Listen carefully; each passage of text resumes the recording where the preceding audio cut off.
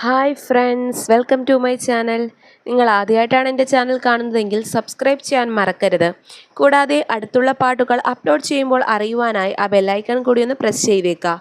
അപ്പോൾ നമുക്ക് കഥയിലേക്ക് കടക്കാം. ദ്രൗപദി ദർശം ഭാഗം 5. രചന ഫൗസിയ നൗഷാദ്.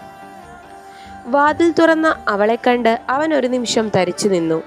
ഇന്നലെ രാവിലെ താൻ കാണുമ്പോഴുള്ള ദ്രൗപദി അല്ല തൻ്റെ മുന്നിൽ നിൽക്കുന്നത്.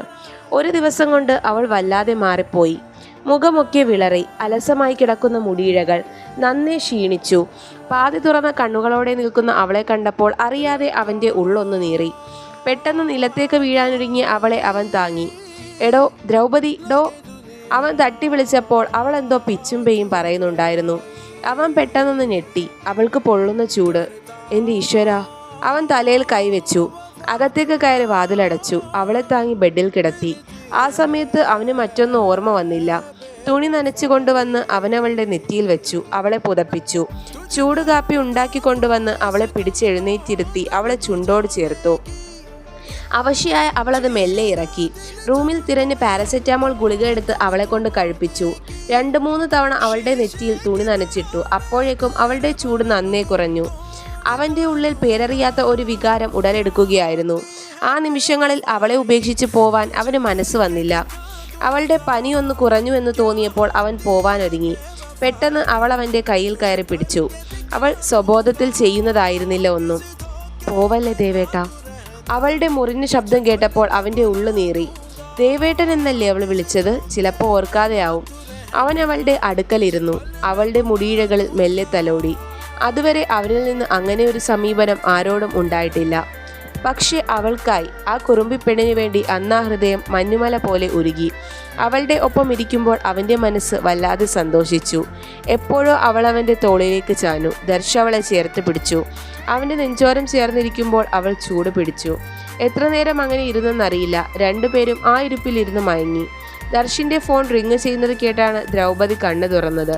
ആദ്യം അവൾക്കൊന്നും മനസ്സിലായില്ല. പെട്ടെന്ന് അവൾക്ക് പ്രിയപ്പെട്ട സുഗന്ധം അവളുടെ മൂക്കിലേക്ക് ഇരച്ചു കയറി. അവൾ തല ഉയർത്തി നോക്കി. ദർശ്!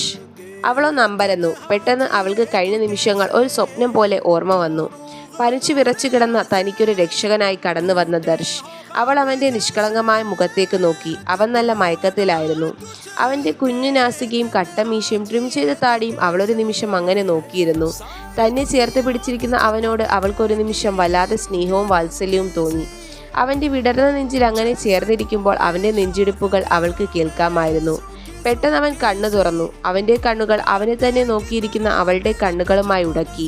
അവൻ വേഗം ഞെട്ടി പിന്മാറി. അവൾ ലജ്ജയോടെ തലകുനിച്ചു. അവളുടെ ചുവന്നു തുടുത്ത മുഖം കണ്ടപ്പോൾ അവന് ചിരി വന്നു. ഒരു പുഞ്ചിരിയോടെ അവൻ അവളെ നോക്കി. എടോ, ഒരു ബോധവും ഇല്ലാതെ ആരെങ്കിലും വന്ന് അങ്ങ് റൂം തുറന്നു കൊടുക്കുകയാണോ വേണ്ടത്? അവൻ കുസൃതിയോടെ ചോദിച്ചു. അത് ദർശ്, ഞാൻ പെട്ടെന്ന് ഓർത്തില്ലടോ. എനിക്ക് അങ്ങനെ ഒരു മാനസികാവസ്ഥ ആയിരുന്നില്ല. അറിയാം, ഞാൻ വന്നപ്പോൾ താനാകെ പനിച്ചു വിറച്ച് കിടക്കുകയായിരുന്നു. അതും ഇവിടെ ഈ റൂമിൽ ഒറ്റയ്ക്ക്. തനിക്ക് എന്തെങ്കിലും സംഭവിച്ചാൽ ആരെങ്കിലും അറിയോ? അവൻ്റെ ശബ്ദം ഇടറി. എനിക്കെന്ത് സംഭവിച്ചാൽ എന്താ ദർശ്? ഞാൻ ഈ നശിച്ച ജീവിതത്തിൽ നിന്ന് രക്ഷപ്പെടും, അത്രേ ഉള്ളൂ. അവൾ ചിരിച്ചുകൊണ്ട് പറഞ്ഞെങ്കിലും അവൻ്റെ ഉള്ളു നീറി. അങ്ങനൊന്നും പറയല്ലേ. ദൈവമായിട്ടാണ് എന്നെ ഇവിടെ എത്തിച്ചത്. ഇന്നലെയും തന്നെ കാണാനിട്ട് എനിക്കെന്തോ പോലെ ആയിരുന്നു. അതാ ഞാൻ ഇവിടേക്ക് വന്നത്. എന്തായാലും താങ്ക് യു ദർശ്, ഒരുപാട് നന്ദിയുണ്ട്. താൻ വന്നില്ലായിരുന്നെങ്കിൽ. അവൾ പറഞ്ഞു നിർത്തി. അതൊന്നും വേണ്ടടോ, എന്താവശ്യമുണ്ടെങ്കിലും എന്നെ വിളിച്ചോളൂ. അവൻ തൻ്റെ കാർഡെടുത്ത് അവൾക്ക് നേരെ നീട്ടി. അവളത് വാങ്ങി. സോറി, ബുദ്ധിമുട്ടിച്ചതിനും തൻ്റെ വിലപ്പെട്ട സമയം കളഞ്ഞതിനും. I am sorry. ശരിക്കും എന്താ സംഭവിച്ചതെന്ന് പോലും എനിക്ക് ഓർമ്മയില്ല. ഇപ്പോൾ ഒന്നും ഓർക്കണ്ടടോ, താൻ റെസ്റ്റ് എടുക്ക്. ഇപ്പോൾ പനി കുറഞ്ഞിട്ടുണ്ട്. കൂടുകയാണെങ്കിൽ ഹോസ്പിറ്റലിൽ പോവണേ. എന്തെങ്കിലും ഉണ്ടെങ്കിൽ വിളിക്കാൻ മടിക്കേണ്ട. ഓക്കെ. അവനൊരു പുഞ്ചിരിയോടെ അവിടെ നിന്നിറങ്ങി. അവൻ പോയി കഴിഞ്ഞപ്പോൾ അവൾക്ക് വല്ലാത്തൊരു ഏകാന്തത അനുഭവപ്പെട്ടു. താൻ കരുതിയത് പോലെയല്ല. എന്തു നല്ല മനുഷ്യനാണ് ദർശ്. ദർശ് വന്നില്ലായിരുന്നെങ്കിൽ തൻ്റെ അവസ്ഥ എന്താകുമായിരുന്നു? ആഗ്രഹിക്കാൻ അർഹതയില്ല. എങ്കിലും ഈ സാമീപ്യം എന്തോ ഏറെ കൊതിച്ചു പോകുന്നു. ഞങ്ങൾ തമ്മിൽ എന്തോ ബന്ധമുള്ളതുപോലെ. അതോ എൻ്റെ ഒരു തോന്നൽ മാത്രമാണോ? ശരീരം കൊണ്ടൊന്നായവരല്ലേ ഞങ്ങൾ, അതുകൊണ്ടാവും. അവൾ ആ തോന്നൽ അപ്പാടെ അവഗണിച്ചു. ഒരു പുഞ്ചിരിയോടെ ദർശനൊപ്പം ഇരുന്ന രംഗം അവൾ ഓർത്തു. അവൾക്ക് വല്ലാത്തൊരു ലജ്ജ തോന്നി.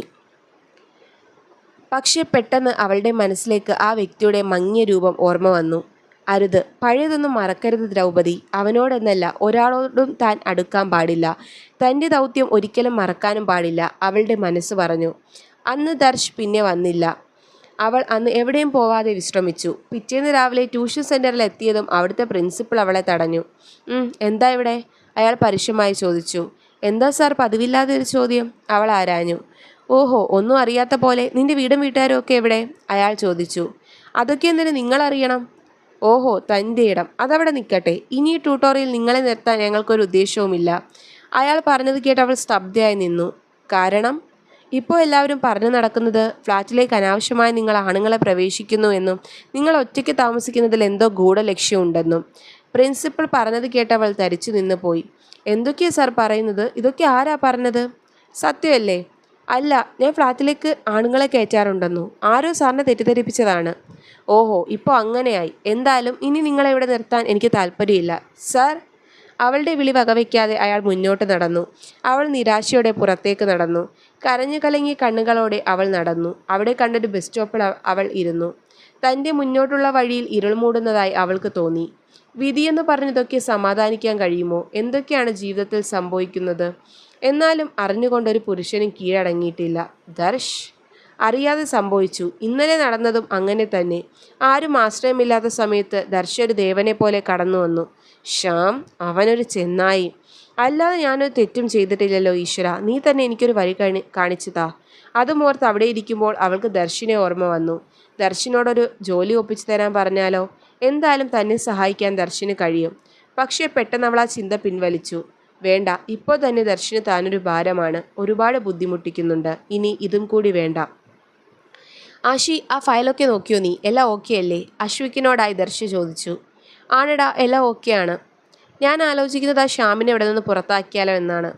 അതെന്തിനാടാ? അവനെ കൊണ്ട് പ്രത്യേകിച്ച് ഒരു ഗുണവും ഈ കമ്പനിക്കില്ല. പിന്നെ എന്തിനാണ് അങ്ങനെ ഒരുത്തൻ? അല്ല, അവനല്ലേ നിങ്ങളോട് അങ്ങനെ ചെയ്തത്? അതെ, ദ്രൗപദി ഒന്ന് മനസ്സ് തുറന്നാൽ മാത്രമേ ഒക്കെ അറിയാൻ പറ്റൂ.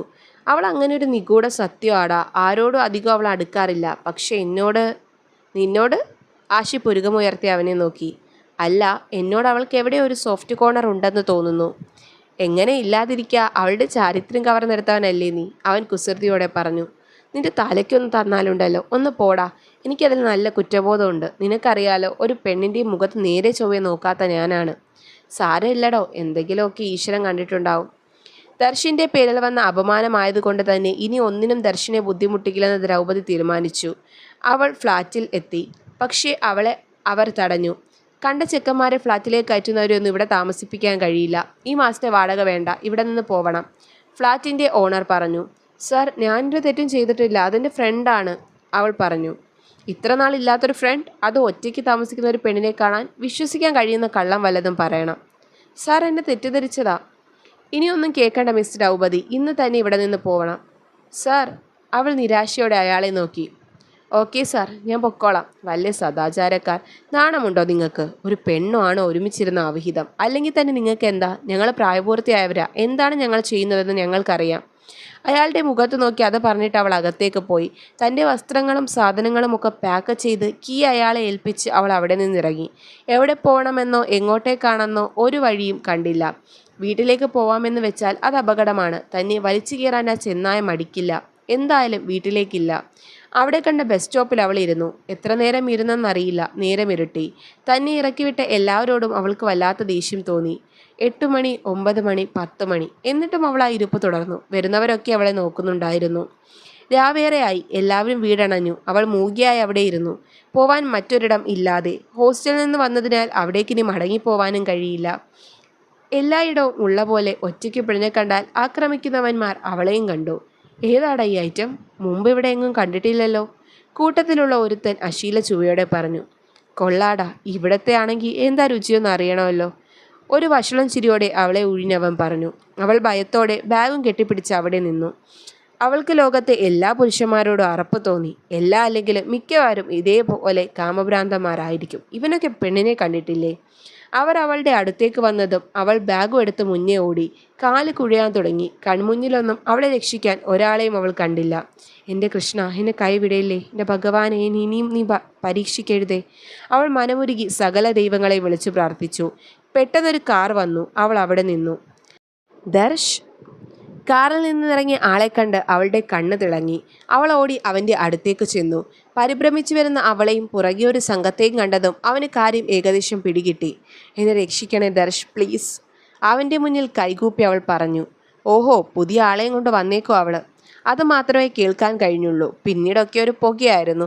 ദർശിൻ്റെ കയ്യിൽ നിന്ന് കണക്കിന് തല്ലവർക്ക് കിട്ടി.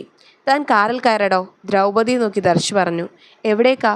പരിഭ്രമത്തോടെ അവൾ ചോദിച്ചു. ആദ്യം താൻ കയറ്, പറയാം. അവൾ അവിടെ തന്നെ നിൽക്കുന്നത് കണ്ട് അവന് ദേഷ്യം വന്നു. കയറടി. അവൻ്റെ ശബ്ദമുയർന്നതും അവൾ പേടിച്ച് കാറിലേക്ക് കയറി. അവനൊന്നും മിണ്ടിയില്ല. കാർ ഡ്രൈവ് ചെയ്തു. അവളുടെ ജീവിതം മാറ്റിമറിച്ച ആ ഔട്ട് ഹൗസിന് മുന്നിൽ അവൻ കാർ നിർത്തി. കാറ് പാർക്ക് ചെയ്ത് അവൾക്കായി ഡോറ് തുറന്നു കൊടുത്തു. അവൾ ഇറങ്ങി. വരൂ. അവൻ്റെ പുറകെ ഒരു പാവയെപ്പോലെ അവൾ നടന്നു. തുടരും. അപ്പോൾ നിങ്ങൾക്ക് എൻ്റെ കഥ ഇഷ്ടമായെങ്കിൽ ലൈക്ക് ചെയ്യാനും ഷെയർ ചെയ്യാനും കമൻറ്റ് ചെയ്യാനും മറക്കണ്ട. നന്ദി.